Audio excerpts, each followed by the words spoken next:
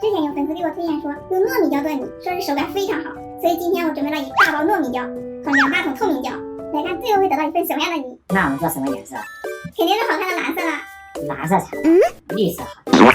那给你们做绿色，我做蓝色的，最后让粉丝们投票看谁做的最好看。第一步，我们先加入糯米胶。哇，这也太浓了。为什么要先加糯米？我先加透明胶就行。随便了。看我的姐，等一下你这也有一半了，给你。没什么味道。我来加透明胶。现在是我挤的快了吧？感觉像白凉粉一样。看我的糯米胶在底部多好看。我的胶也好看。下面开始加颜色，搅拌一下，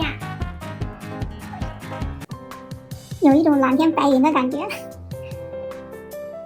我的绿色搅起来像翡翠白菜一样，好大一碗呢。感觉我的颜色浅一些。再加一点，因为这个糯米胶是不透明的，所以还蛮吸颜色。像搅粥一样，浓度好高啊！我的笔看得先搅拌均匀。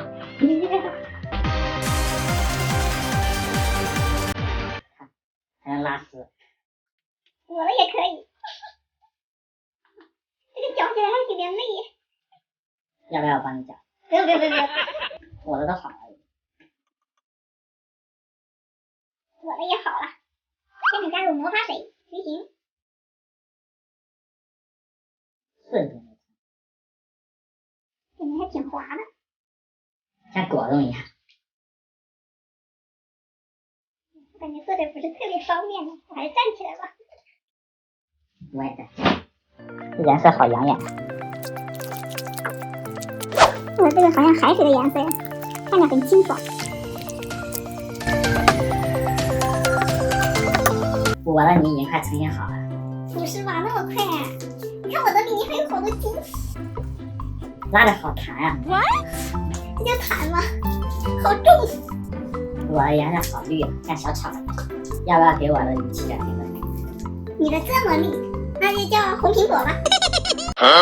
我这么绿的，你叫红苹果？怎么想？那你给我的起个名字。你的这么绿，那干脆叫黑布林吧。我这哪里黑了？这叫黑布林啊？随意吧，直接拉到天上去。拉不开呀。我来帮你。哎，你的手冷。没事。你把你手上弄干净，你再帮我弄。我的差不多了。这里没力气。我力气多的手。来，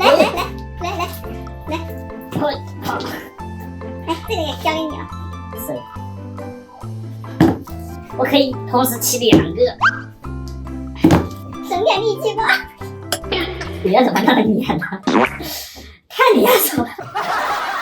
你不是力气大吗？这完全没控制。不行，你要再加点魔法水。我的泥已经完成了。我的小黑也帮我完成了。手感真的好软。什么呀？为什么我的这么硬啊？因为刚才太黏了，我多加了一些魔法水。那接下来就等待他们消化吧。喜欢小黑的泥的打绿色，喜欢我的泥的打蓝色。拜拜。